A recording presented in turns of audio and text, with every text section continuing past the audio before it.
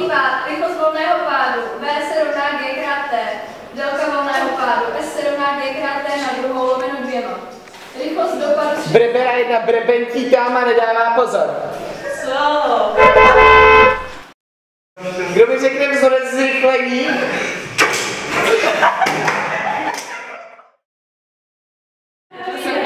Já jsem se strašně chtěla dostat. Ale pak když sama kamarádka vyšla, moje kamarádka vyšla.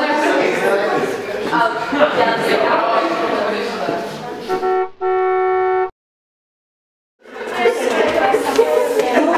Krásně to řekl. jo, krásně, už jsme teplí. Tak je to tady tak úžasně krásně.